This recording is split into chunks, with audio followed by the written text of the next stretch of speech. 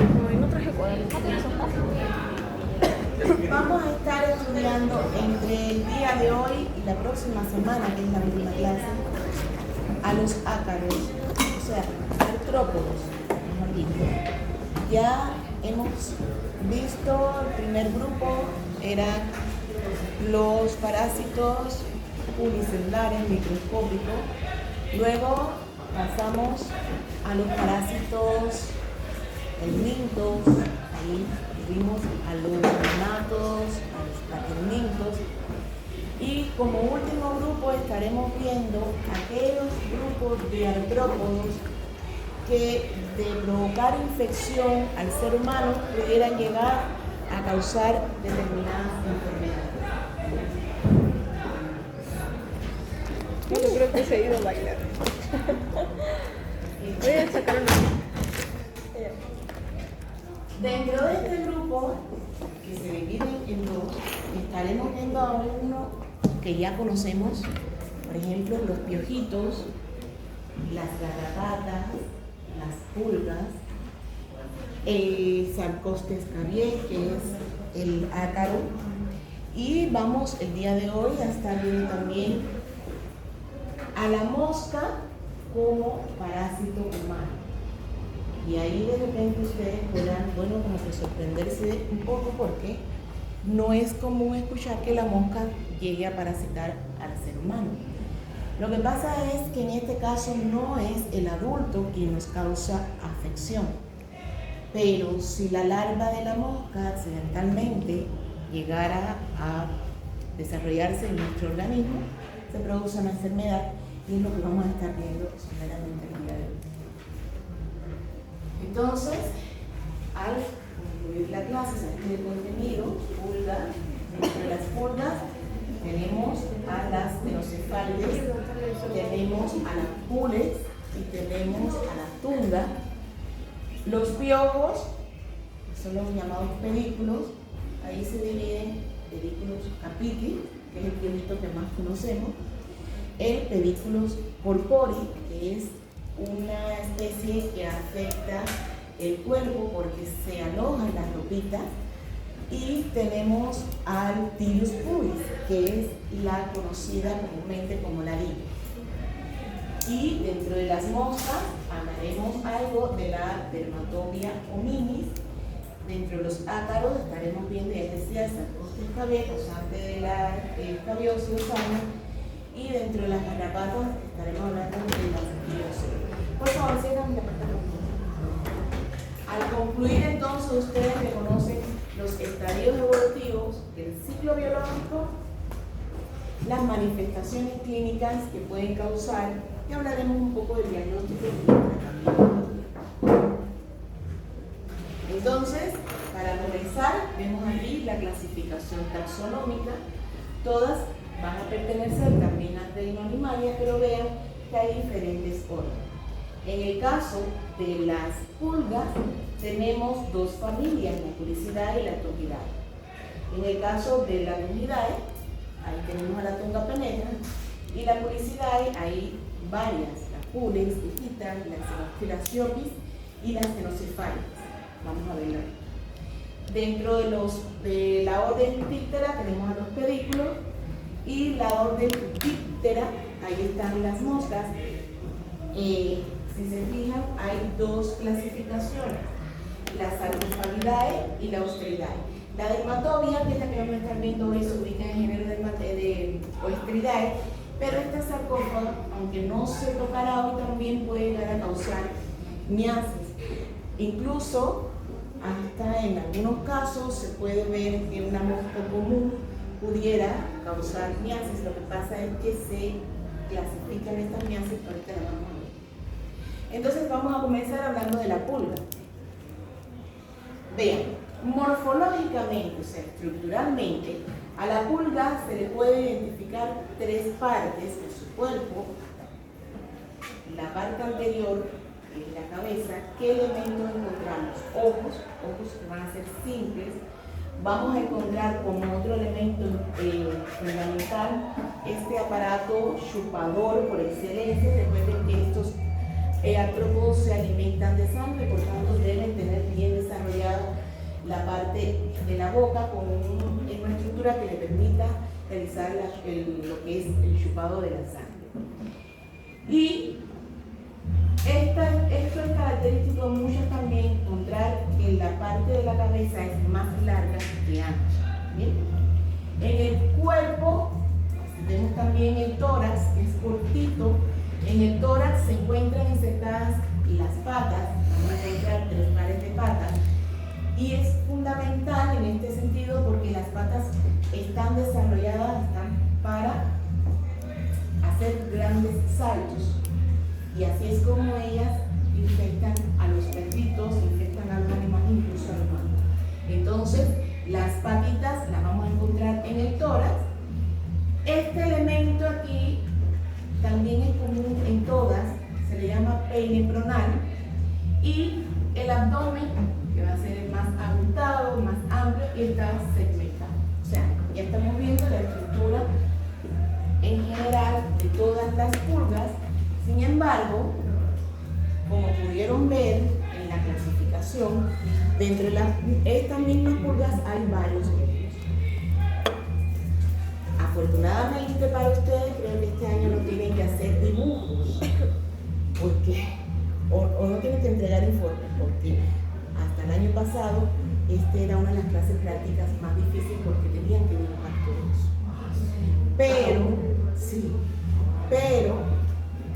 O sea, esa es la buena noticia, creo que no hay que hacer dibujos, pero sí tienen que observarlas bien porque sí les va el examen. ¿Bien? Entonces, ¿cuáles son los tips para poder identificar cada una de ellas? Primero decir, Pulex irritans es la pulga del hombre. Se encuentra, como pudieron ver, dentro de la clasificación taxonómica, junto en el género de la Xenophila sciopis o pulga de la rata. Ellas dos son bastante semejantes. Bien, dentro del otro grupo tenemos a la Stenocephalidae, la pulga del perro o Stenocephalidae cani, y la Stenocephalidae felis, que es del gato. Bien, estas dos también son bastante parecidas.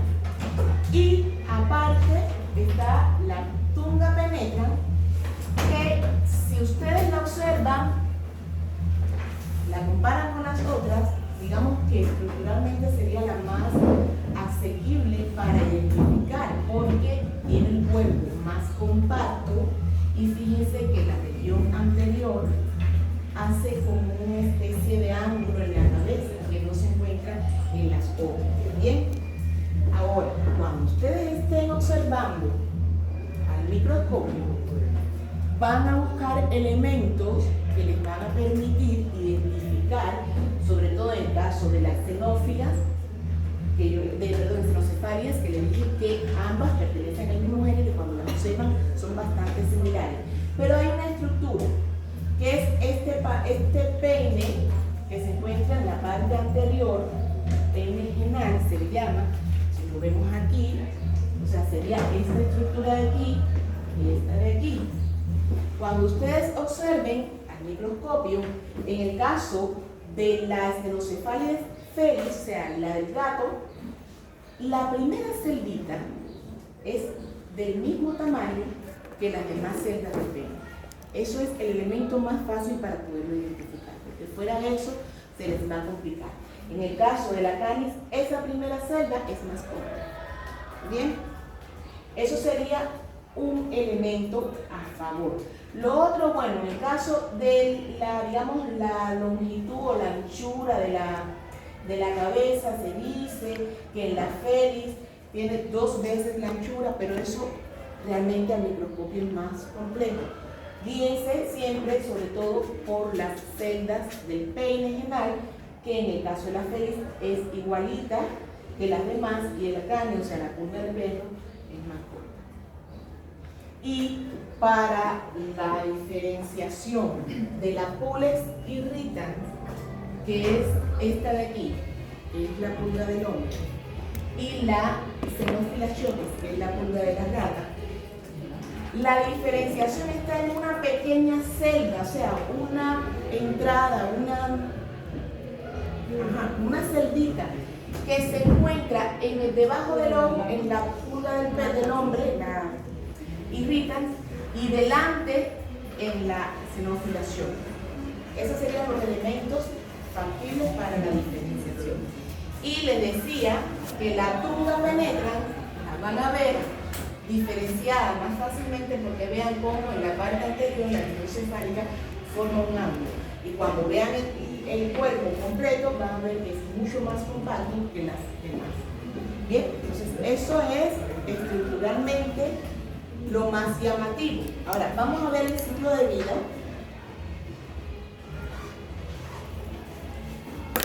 Vamos a prestar atención. Fleas are a real concern, whether from other dogs or the environment. It only takes a few fleas for your dog to become infested. When your dog carries those fleas into your home, that's where the real trouble starts. The few fleas he picked up outside can multiply, and now that they're on his skin and coat, they start biting, causing him irritation and distress. But that's not the worst part. After they bite, they lay eggs, as many as 50 a day. As your dog runs and plays throughout the house, he basically becomes a salt shaker for the flea eggs, leaving them on floors, carpet and bedding, opening the door for another infestation. In as little as 2 weeks, these eggs can hatch and develop into new adult fleas, which can bite your dog and continue to infest your home. That's why treating your pet every month to prevent fleas is so important. Ask your vet for more information. O sea, Usted está buscando una residencia permanente para los Estados Unidos y es profesional en las áreas de ciencia. Le explico un poco. En el caso de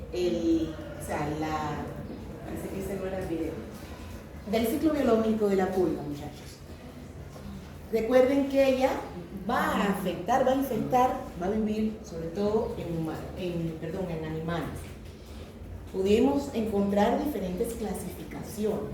Por ejemplo, ya sabemos que la Stenocephalus felis afecta sobre todo al gato, la Xenophila chopis es de la rata y así sucesivamente. ¿Cuál va a ser su desarrollo? Pues dentro en la piel, dentro del pelaje, ahí ella va a poner sus huevitos. Esos huevitos van a desarrollarse e incluso en algunas especies pudieran caer al suelo, y si en el suelo hay condiciones acolchonadas, por ejemplo, o una alfombra o algo así, también pudiera llegar a desarrollarse. Y allí ellas toman la forma de ninfa primero, o sea, del huevo parte la ninfa, y la ninfa es la que desarrolla el adulto. Y aquí no se habla de larva, o sea, en los artrópodos sería la forma evolutiva huevo, ninfa y adulto. ¿Qué características tienen las ninfas? Que por lo general son formas evolutivas muy semejantes al adulto del parásito, lo que de un menor tamaño, ¿ya? Y una vez que están desarrolladas completamente, como pudimos ver, contienen sus grandes patas que les permiten saltar e infectar a otro animal o de manera accidental al ser humano. Ahora, ¿qué pasaría si ocurre la infección en el caso del ser humano? Tenemos que saber que las pulgas nos pueden afectar desde dos puntos de vista.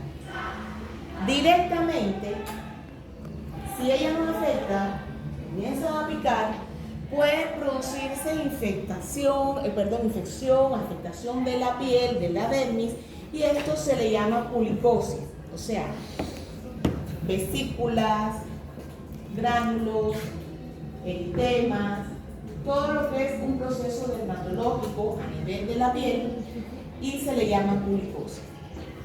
Pero desde el punto de vista epidemiológico incluso es más preocupante la afectación de las pulgas cuando actúan como agente transmisor, o sea, como vectores, porque hay determinadas enfermedades que son transmitidas por la pulga. O sea, cuando la pulga nos pica, si está infectada con determinadas bacterias, puede llegar a producir enfermedades. Ejemplo, tenemos la peste bubónica. ¿Recuerdan? ¿Recuerdan? No, pero han leído la famosa peste negra, aquella que se produjo en la zona europea, que fue una de las primeras epidemias. Fue causada precisamente por las pulgas de las ratas. Pero en ese caso, esta pulga actuaba como agente transmisor, como vector. ¿Sí me entienden? ¿Y cuál sería el agente causal? En este caso, la bacteria Yersinia pestis. ¿Bien? Existen otras enfermedades. Incluso, hace poquito nosotros estudiamos una. ¿Recuerdan? ¿Recuerdan ustedes alguna parasitosis que haya tenido que ver con alguna pulga? No, la Mira exactamente, no, pero con chiche. ¿Qué es un chiche? Diastoma infestado. No. Miren, el dipidilium, no se le habló del dipidilium, creo que no. Ya, les explico. Dentro de los céstodos, ¿recuerdan los céstodos? Ahora sí. En la clase práctica estuvimos viendo, además de las tenias, estuvimos viendo al Dipidibodium, estuvimos viendo a la Hymenolepis. ¿Recuerdan? Bueno, pues también hay otro céstodo que es llamado el Dipidilium, que se aloja a nivel intestinal, y en este caso el Dipidilium tiene un hospedero intermediario, que es una pulga. Entonces, esa sería otra de las enfermedades que se pueden adquirir. Tenemos a la Rickettsia typhi, que es otra bacteria que también puede ser transmitida por la pulga. O sea, la pulga en este caso actúa como agente, como vector. ¿Bien? Y ese sería el problema fundamental. La pulicosis es, digamos, sí, es una afectación dermatológica, pero que puede llegar a ser tratada con tratamiento local, valga la redundancia, pero la importancia fundamental en el caso de la pulga es que nos puede llegar a transmitir enfermedades que son complejas, muchas veces son complejas, incluso pueden llegar a producir grandes epidemias. Ahora, para llevar a cabo el tratamiento, o sea, sobre todo es a nivel de nuestras mascotas. Recuerden que todo lo que es la desparasitación, la desinfección y la desinfestación es importante para prevenir la enfermedad o una de estas enfermedades causadas por la pulga. Ahora, tenemos otra de las pulgas, y esta es un poco más agresiva directamente con el ser humano, que es la llamada Tunga penetrans. Veamos este video. Niguas usando a seres humanos como huéspedes. Si usted vive o acaba de regresar de América del Sur o África y observa una irritación de color blanco con puntos entre al oscuro en los pies o las manos, tenga cuidado, ya que podría ser niguas, que son parásitos comunes en zonas tropicales y cálidas. Las niguas pueden aparecer en las playas, parques y zonas boscosas en países como Uganda, Tanzania y Kenia. Estos insectos se alimentan de la sangre del ganado o de un ser humano si es necesario. Mientras las niguas machos se desprenden de su víctima luego de saciarse de sangre, las hembras no son tan fáciles de quitarse de encima. Estas entierran su cabeza en la piel del huésped. En un periodo de 1 a 2 semanas se hinchan considerablemente, incuban sus huevos y causan una infección en la piel intensamente irritante llamada candidiasis. Los huevos son puestos fuera de la piel y caen al suelo antes de nacer. En casos extremos, la piel del huésped se vuelve escamosa y requiere un bisturí para remover el parásito. Las dolorosas heridas pueden hacer que actividades diarias como caminar prácticamente sean imposibles. Las niguas pueden causar gangrena, tétano y la intoxicación de la sangre, que puede ser fatal. La fumigación de las zonas afectadas puede ayudar a erradicar los insectos. Se recomienda a las personas que viven en áreas infestadas de niguas usar zapatos como medida de precaución. O sea, en este caso, Cada día el en niño este caso está siendo nos encontramos asesinado. con una especie que se desarrolla directamente en la piel, específicamente en el pie de la persona. La hembra, una vez que pica, o sea que penetra, ella comienza a desarrollar y a poner los huevos allí.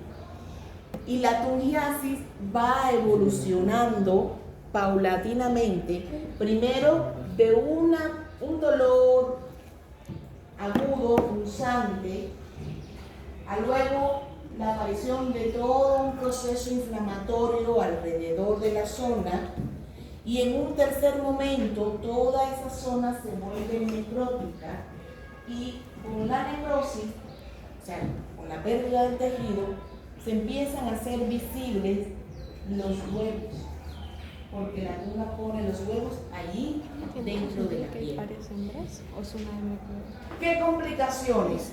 Bueno, ahí lo pueden estar viendo desde la infección bacteriana secundaria hasta todo un proceso linfangítico que te puede llegar a producir impotencia funcional, e incluso pues, en algunos momentos o en algunos casos el paciente puede llegar a tener cierta discapacidad una vez que sea tratado. ¿Cómo se trata?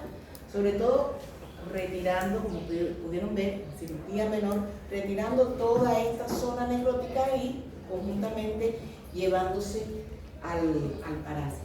Estamos Profesora, viendo una pregunta. diferentes estadios de tungiasis. ¿Eso solo lo ocasiona una sola hembra? O sea, toda esa necrosis en la piel, o sea, en ese pie, por ejemplo, que estaba ahí. Depende. Una hembra te va a hacer, por ejemplo, una lesión pequeña.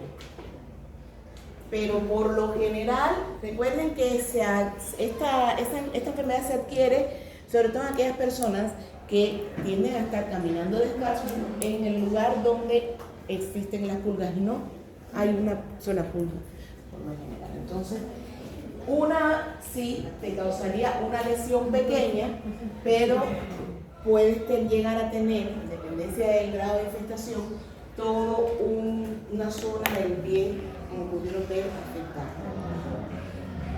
El problema es, repito, que por donde ella penetra, ahí mismo queda y comienza a desarrollar sus problemas. ¿Bien? Entonces, como le decía, tratamiento, bueno, la extirpación y luego la aplicación a nivel tópico de medicamentos y, digamos, antisépticos. ¿Bien? Eso es en cuanto a pulgas. Ahora, los piojos, que conocemos mucho más, incluso porque creo que todos los niños en algún momento llegamos a sufrir piojos. Existen tres especies. Tenemos el capitis, la cabeza, que es el que más conocemos. Tenemos el pedículo humano corpóreo, que es el de la ropa, y el pilus pubis. Morfológicamente hablando, si ustedes se fijan, el pedículo capitis y el pedículo corpóreo son muy similares.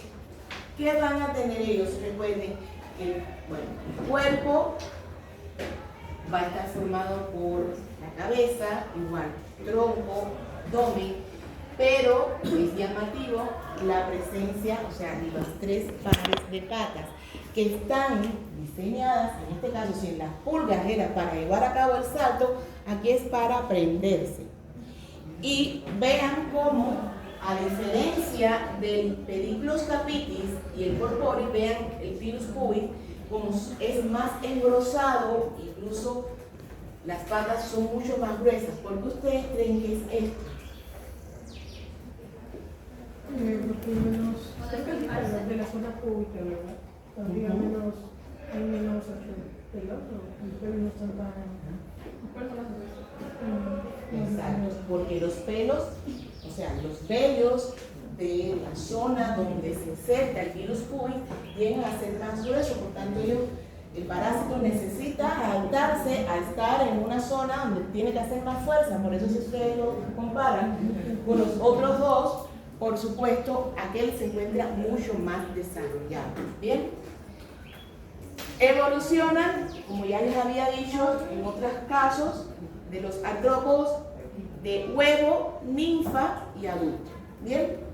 Las ninfas van a tener las mismas características que el adulto. En este caso, los huevos, ¿cómo es que se les llama? Liembres, ¿verdad? Donde se adosan a la raíz del cabello. Generan una queratina o una especie de quitina, perdón, que hace que se prenda a la raíz del cabello.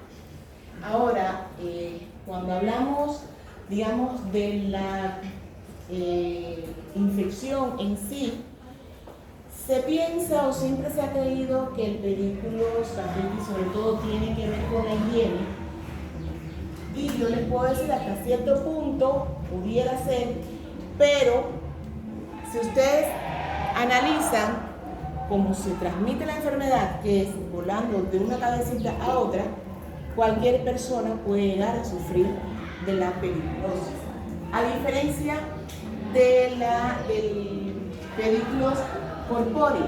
El pedículos corpóreo, este tipo de piojo, tiende a desarrollarse o a alojarse en las costuras de las ropas y se ve sobre todo en aquellas personas que son indigentes, que llegan a tener muy poco aseo, y en el caso del tirus pubis sí es considerada una enfermedad de transmisión sexual.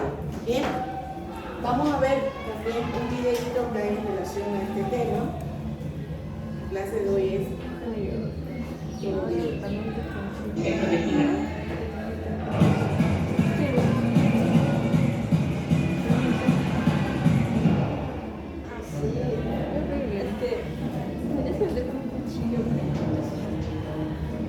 ¿Cuál es tu primera reacción cuando alguien dice piojos?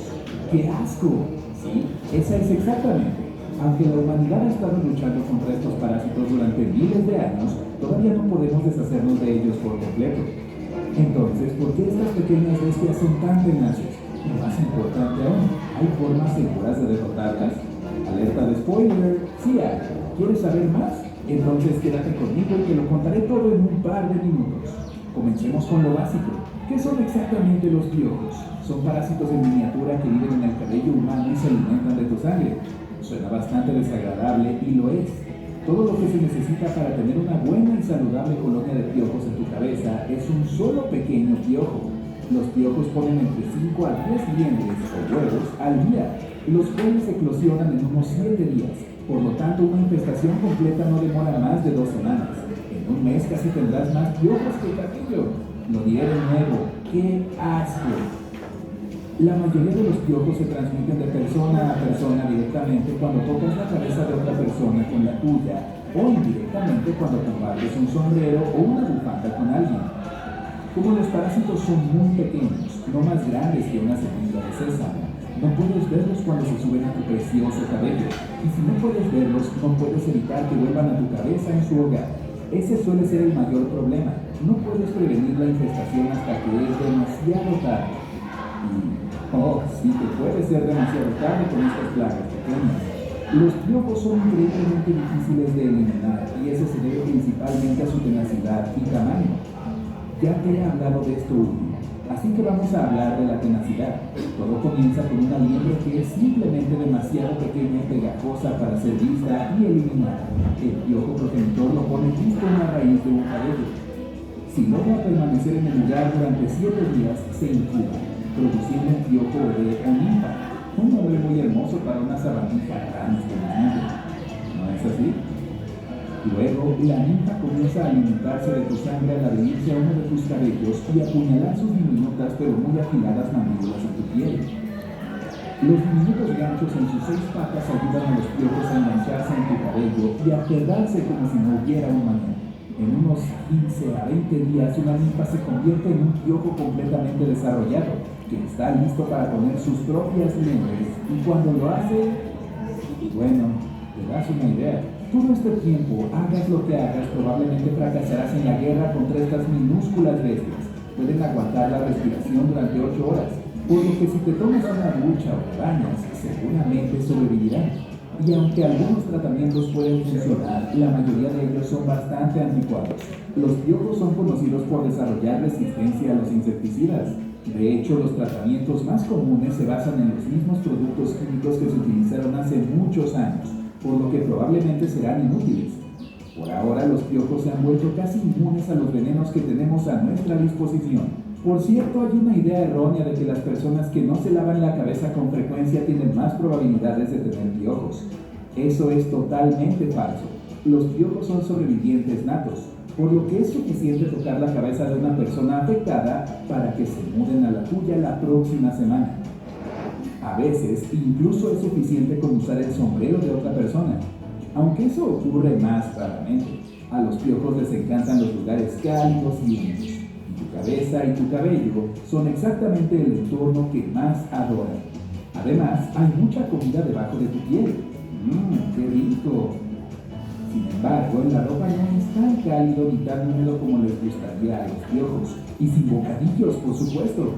Entonces, mientras que su ciclo de vida es de aproximadamente 30 días en tu cabeza, es mucho más corto en tu ropa, aproximadamente 1 a 2 días como máximo. No es de extrañar que aprovechen cualquier oportunidad para arrastrarse a algún lugar más acogedor. Si te estás preguntando por qué la mayoría de los niños tienen piojos, hay una explicación lógica. Todos los hemos visto correr por el patio de recreo y chocarse entre ellos con bastante frecuencia.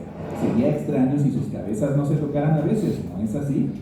Si algún niño del grupo ya está afectado, es probable que el grupo entero también tenga parásitos. Y no puedes hacer nada para evitarlo más que prohibir que tu hijo juegue con los demás. No puedes ser tan cruel, ¿verdad? Entonces, ¿cuál es la mejor manera de lidiar con las molestas plagas? Por supuesto, siempre puedes afeitarte la cabeza y terminar con ello, pero no todos son lo suficientemente audaces para andar con ese estilo calvo.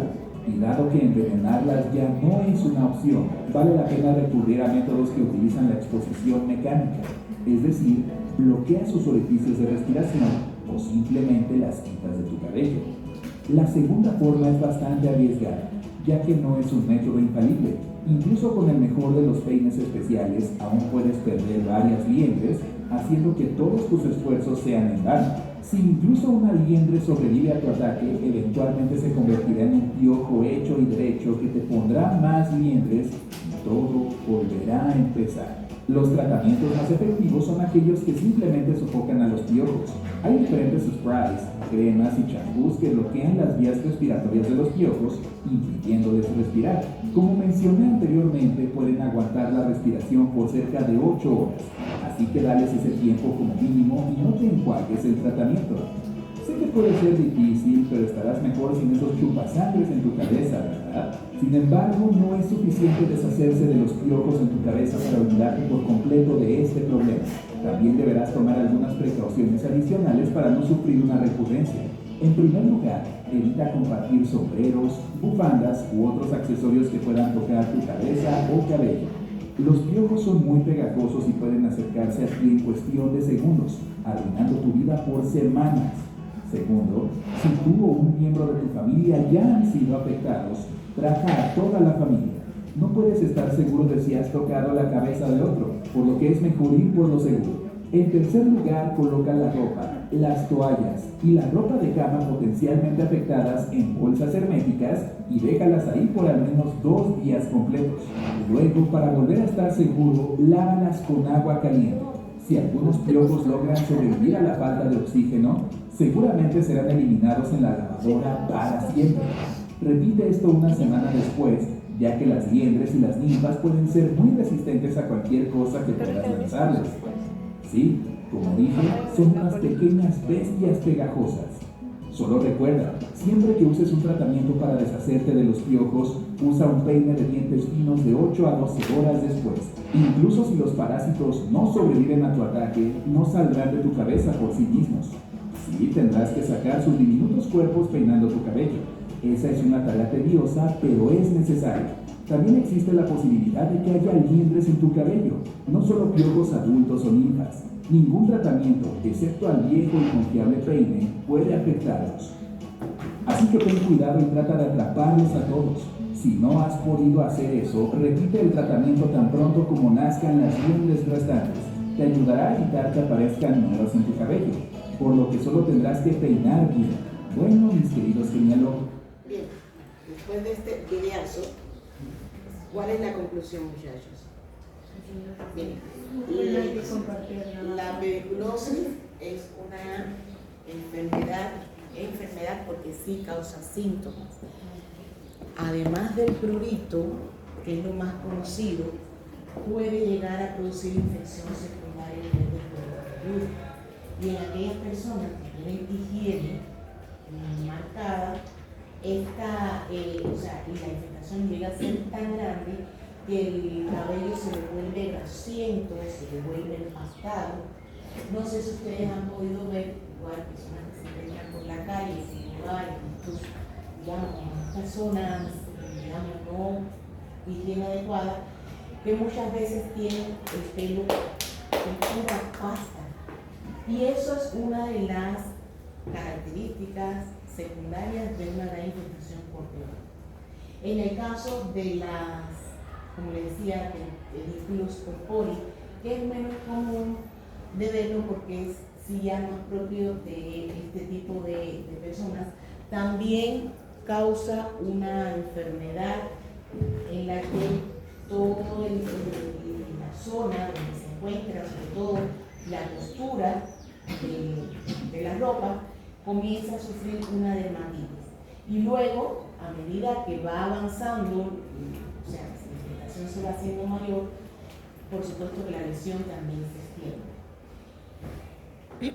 ¿Qué tratamiento se aplica? O sea, desde el punto de vista médico sí hay, o sea, no es que no vayas a... Tenemos al lindano, sobre todo, tenemos a la permetrina, que se aplica con cierta precaución en los niños menores de 3 años, sobre todo el lindano, porque puede ser tóxico, ¿bien? Pero sí se puede aplicar. Existen también, recuerdo, métodos caseros, no sé hasta cierto punto si la medicina lo avala, porque nunca lo he leído, pero sí recuerdo, por ejemplo, cuando nosotros éramos jóvenes, éramos niños, que se decía que con la semilla del... Aquí, ¿cómo le llaman al mamey? ¿Al mamey? Mamey. Bueno, pues la semilla del mamey la echabas en alcohol y esto se lo pintabas y luego tapabas por un tiempo. Fíjense que el parásito dura, sin llevar a cabo respiración, bastante tiempo. Por lo menos 12 horas se tapaba y luego tenías que hacer un peinado y un lavado exhaustivo y por supuesto retirar las liendres, porque esto no te elimina las liendres. Lo mismo pasa con los medicamentos que les he mencionado, o sea, no eliminan las liendres. Y también está el virus pubis, que es, como les decía ahorita, considerado, miren, aquí estamos viendo, por ejemplo, una infestación abundante por pedículos capitis. Estamos viendo algunos de los medicamentos, como les decía, pueden buscarlo como el lindano, la permetrina. Y vamos a ver otro video que han puesto en la clase, que es sobre el virus pubis. Los piojos del pubis son un tipo parasitario de la infección de transmisión sexual ITS. Los nombres científicos del parásito son Pediculus pubis o Phtyrus pubis. Sin embargo, los insectos se conocen comúnmente como ladillas. Los pequeños piojos de 6 patas normalmente se encuentran en el área genital de los seres humanos, dentro de los pelos del pubis. Algunos piojos del pubis pueden migrar hacia las axilas y las cejas, pero no es muy común. El parásito se inicia como una liendre, que es un pequeño huevo que está conectado a un folículo piloso. La liendre saldrá del cascarón del huevo dentro de los 6 a 10 días como una ninfa o un piojo inmaduro. La ninfa se convierte en un piojo adulto en 2 o 3 semanas. Un piojo adulto puede llegar a ser de entre 1,5 a 2 milímetros de largo y vivir durante 3 a 4 semanas. Las hembras son un poco más grandes que los machos y pondrán alrededor de 30 huevos en su vida. Los piojos púbicos se alimentan exclusivamente de sangre humana. Los piojos púbicos son más comúnmente adquiridos durante la actividad sexual. Los factores de riesgo que incrementan la posibilidad de contagio son tener contacto sexual con una persona infectada, tener múltiples parejas sexuales, compartir una cama, ropa de cama, toallas o ropa con una persona infectada. Los parásitos rara vez se diseminan a través de objetos tales como asientos de inodoro, ya que requieren un cuerpo humano caliente para vivir y sus patas no están diseñadas para caminar a través de superficies lisas. Los síntomas comunes incluyen picazón en el área genital, irritación de la piel en la zona infectada, llagas o lesiones provocadas por las picaduras y el rascado. En algunos casos, las personas descubren que tienen piojos púbicos por su propia cuenta. Un examen visual, preferentemente con una lupa, de una zona potencialmente infectada puede mostrar pequeños huevos pegados al pelo o posiblemente un piojo. Sin embargo, los piojos de los huevos son pequeños y pueden ser difíciles de localizar. Si piensa que puede estar infectado, debe buscar un diagnóstico adecuado de un profesional de la salud. Cualquier persona a la que se le diagnostica o está infectada con piojos púbicos debe ser examinada para descartar la presencia de otras enfermedades de transmisión sexual y notificar a toda pareja que haya tenido durante el último mes que podrían haber sido expuestos a una infestación. Hay tratamientos de venta libre muy efectivos para los piojos púbicos que se pueden encontrar en su farmacia local. Debe seguir las instrucciones proporcionadas por el fabricante del producto. Si la infestación es más severa, hay opciones de venta con receta que debe discutir con su proveedor de atención médica. A continuación de cualquier tratamiento, se debe utilizar un peine de dientes finos para quitar los piojos muertos y los huevos, y lavar la ropa de cama en agua caliente. Evite el contacto sexual mientras recibe el tratamiento para los parásitos. Para evitar ser infectado de nuevo, asegúrese de que usted y su pareja han completado con éxito el régimen de tratamiento y ya no están infectados. Los piojos del pubis no transmiten enfermedades. Sin embargo, se pueden producir infecciones bacterianas secundarias debido al rascado de la piel. Si tiene alguna preocupación sobre la exposición a los piojos púbicos, busque el asesoramiento de un profesional médico. Bueno, ¿alguna duda hasta ahora, muchachos, con estos temas que hemos estado viendo? Una consulta. Hasta ahora, muchas de las cosas que hemos visto ya las conocíamos.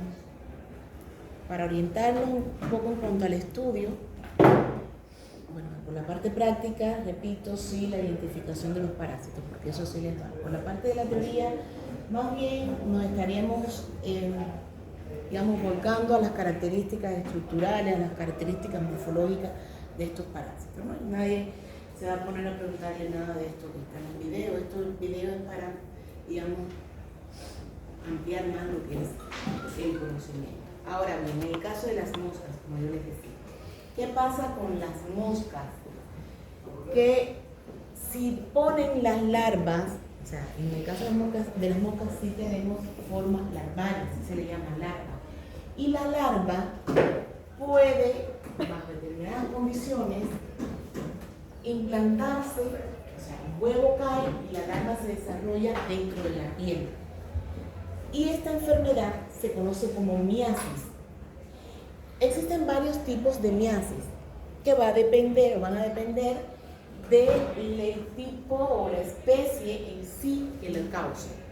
Hoy vamos a estar hablando de la dermatología homínida, pero creo que tienen ustedes alguna exposición, ¿no?, de miasis. Ahí ustedes deberán abordar sobre los tipos de miasis, porque están las miasis obligatorias, están las facultativas. O sea, obligatoria es que existen ciertas especies de moscas que obligatoriamente se desarrollan dentro de la piel, siempre es de un animal, ¿bien? Y las facultativas son las que tienen las dos posibilidades, pueden desarrollarse fuera o dentro del animal. Entonces, ¿cuál es la característica clínica de las miasis? Bueno, pues la persona te va a llegar con una inflamación que semeja mucho a un forúnculo.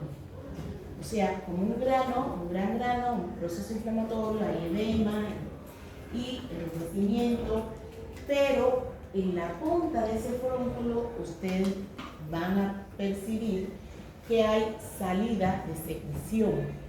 Y cuando inspeccionan, ustedes pueden ver la cabecita, o sea, la punta, el orificio por donde respira el parásito. ¿Y por qué es tan, digamos, complicado a la hora de retirar? Porque en su estructura, la larva presenta varios círculos, o sea, todo su cuerpo está rodeado de círculos de ganchos. Y estos ganchos se ubican en sentido contrario a la piel. Entonces, cuando ustedes intentan alar la miasis, alar la larva, van a dejar siempre restos del parásito en el interior de la piel. Como resultado, el proceso inflamatorio infeccioso va a ser mayor. Entonces, existen determinados métodos naturales que permiten la salida espontánea. Por ejemplo, cubrir el orificio. Hay quien utiliza vaselina para cubrir el orificio por donde ella respira, y por supuesto, al no respirar, el parásito sale espontáneamente. De lo contrario, lo más aconsejado sería, en vez de extirpar con una pinza, realizar una incisión pequeña, longitudinal, y separar, desligar con pinzas y lograr entonces extraer el parásito completo. Y una vez extirpado, entonces aplicar dentro, ahí en la zona, puede ser pomada antibiótica, puede ser alguna solución para prevenir la infección. La miasis puede aparecer en cualquier zona del cuerpo, aunque las fotos, incluso aquí en la diapositiva y cuando busquen en internet, la mayoría lo van a encontrar en el cuero cabelludo, pero puedes encontrarte una miasis en cualquier lugar. Hay zonas donde no se recomienda, le hablo de zonas geográficas, donde no se recomienda tender ropas afuera, porque existen ciertos parásitos que hay ciertas moscas que tienden a poner los huevos en la ropa, y cuando te pones la ropa, entonces ahí se desarrolla el parásito. En el caso de la Dermatobia hominis, esta mosca la vamos a encontrar en todo lo que es América Central y América del Sur. Es una mosca que es fácilmente identificable por su tamaño y su polarización, pero su coloración azul fuerte, azul brillante. ¿Bien? Y para que esta mosca llegue a transmitir la enfermedad, tiene que apoyarse o de una mosca secundaria o un mosquito que pone sus huevos o coge los huevos, y cuando pica a la persona, entonces es que te transmite los huevos de la dermatobia. Vean la estructura del parásito, vean las características, como decía, alrededor del cuerpo.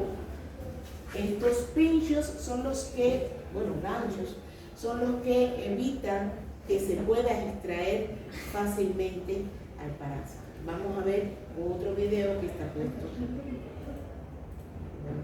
Este no lo descargué. Ya después lo veo, porque si no, es un video un poco así como los demás, un poco para más cultura. Aquí están viendo un proceso en el que se está extirpando. Siempre tienen que hacer una incisión, o sea, bisturí, cortan y con la pinza van debridando, van abriendo y luego retiran íntegramente el parásito. Si no quieren llegar a hacer la cirugía menor, decía, otro mecanismo puede ser ocluir el orificio por donde respira para que salga espontáneamente, y por supuesto luego llevar a cabo el tratamiento.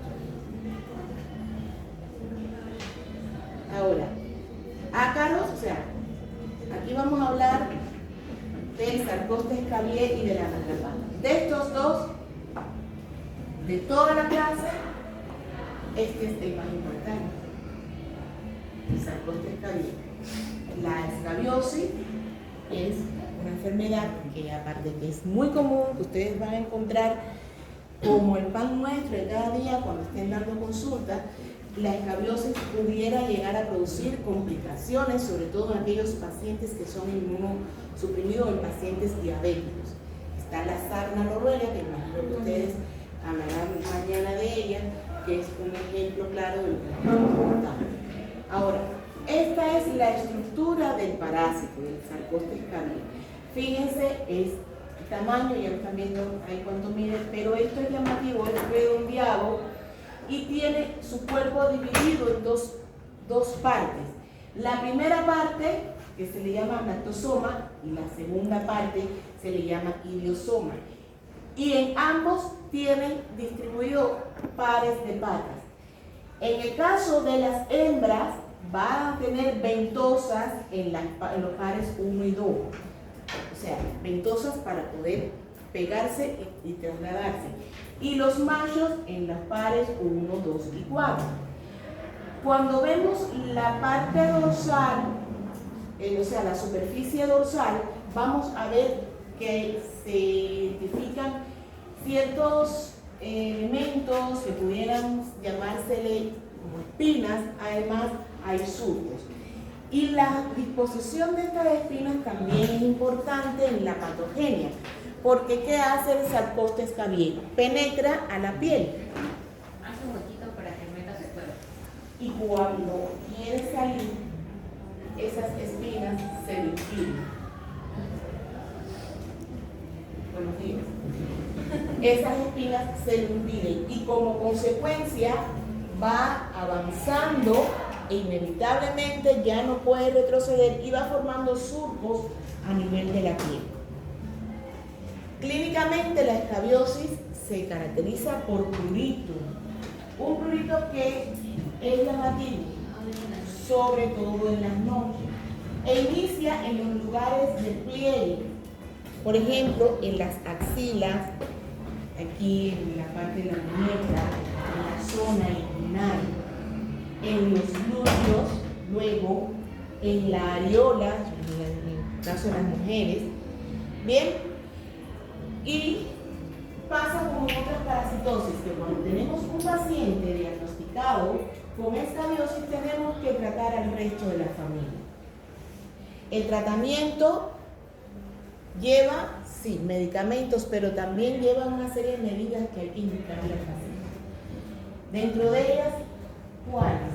Toda su ropa, la ropa de cama, la toalla, deben ser lavadas, deben ser preferiblemente puestas al sol. Y si no, por ejemplo aquí en Lima, que hay un clima en el que a veces no es el sol por días, tienes que plancharla. La idea es darle calor a la ropa, porque el parásito es menos resistente al calor. Bien, una vez que ustedes ponen tratamiento para la escabiosis, tienen que indicarle al paciente que repita el tratamiento a los 7 días. ¿Para qué? Para los huevos que quedaron. O sea, ustedes mataron el parásito, pero los huevos quedan. ¿Y cómo es que se indica el tratamiento? Esto es otro dato que es importante conocer desde ahora. Desde el cuello hacia abajo, o sea, ustedes mandan al paciente el día que va a iniciar el tratamiento a que tome su baño. El baño debe hacerlo con el agua lo más caliente que pueda, o sea, sin quemarse, pero que resista calor. Esperan 15 minutos después del baño, porque recuerden, si inmediatamente el paciente se aplica la loción, pudiera sufrir una intoxicación. Piel muy caliente, va a bañar por un hidratado y puede ser. Entonces, manda al paciente a que refresque y luego le pueden indicar, ya sea lindano, igual, le pueden indicar el suato vencido, le pueden indicar la permetrina y se lo va a indicar desde el cuello hacia abajo, en toda la zona afectada. Si el paciente llegó a la consulta diciendo que tiene picazón en brazos o en los glúteos, en la zona, y ustedes notan la lesión, sí. Le dicen, no, pero en las piernas no me pica, nada más los brazos. No importa. La medicación va en todo el cuerpo, desde el cuello para abajo. Bien. Un dato importante es que ustedes al examen físico, además de todas las lesiones de patología, pueden encontrar los llamados surcos que producen parásitos, que son pequeñitos pero que se pueden notar al examen físico y sería casi que un signo patognomónico. Bien. Esto en cuanto a la cabeza, creo que hay también un video, vamos a verlo.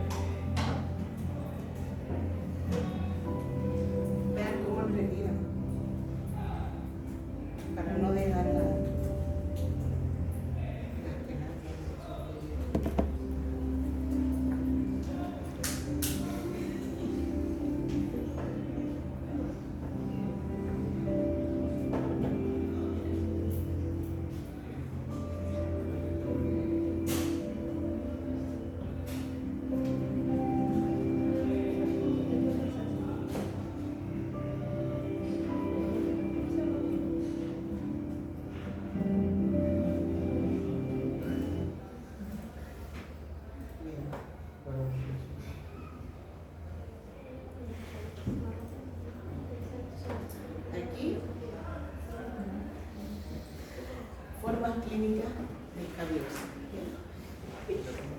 Mañana estaremos hablando un poquito más. Ya les expliqué el tratamiento. Y en cuanto a las garrapatas, lo llamativo, o digamos, lo más a resaltar es que existen dos tipos. Están las garrapatas duras y las blandas. ¿Cómo la van a diferenciar? Sobre todo está la presencia de un escudo dorsal, que en el caso de las garrapatitas, las duras la tienen la parte visible, eso que es desde que la garrapata está sin alimentarse se puede observar, y en el caso de las garrapatas blandas que se encuentran ausentes. Clínicamente, ¿cuál sería la importancia aquí? Semejante a lo que ocurre con las duras. Existen una serie de enfermedades que pueden ser transmitidas por las picaduras de las garrapatas, que están aquí resumidas en este cuadro donde se observan las manifestaciones clínicas. ¿Cuál sería la familia o especie, perdón, de garrapata? Y cuál sería el vector, el agente causal, o sea, la bacteria o el virus. ¿Bien? Y las enfermedades. No es que le vaya a salir tampoco, o sea, yo no voy a preguntar esto, pero ya puede ser un adelanto para cuando estemos en medicina. ¿Alguna duda, muchachitos? ¿Podría repetir la diferencia entre las garrapatas duras y blandas? Existe un escudo dorsal, o sea, una estructura que se le llama escudo, que se encuentra en la parte dorsal, que la vas a poder ver siempre en el caso de la garrapata dura, que son las blandas no se van a ver. Bueno, en resumen de esta clase, donde se ven varios artrópodos, saber que todos son hematófagos, todos en su ciclo biológico van a evolucionar por adultos, ninfa, huevo, ninfa y adulto, excepto en la mosca donde sí vamos a encontrar larva, que de ellos los más importantes desde el punto de vista clínico pueden causar enfermedades comunes que ustedes van a estar chocando. Ahí tenemos a la escabiosis y en orden de frecuencia a la pediculosis, que en el caso de las garrapatas y las pulgas, muchachos, aunque la picadura de ellas pudiera afectarnos, sobre todo la dermis, aparentemente, porque incluso no siempre, si la persona se encuentra con un sistema inmunológico adecuado, puede que ni lo noten, pero lo fundamental es que tanto las pulgas como las garrapatas pueden actuar como vectores de enfermedades bacterianas, enfermedades virales, en el caso de la garrapata, que sí pueden ser importantes desde el punto de vista clínico. No sé si tienen alguna duda. Aquí estamos viendo manifestaciones clínicas de las picaduras de las garrapatas, cómo se realizaría el tratamiento, y no hay mucho. Ahora, para la próxima semana, en la última semana, tenemos loxocelismo, tenemos latrodectismo, y eso sí es importante conocer. ¿Sí?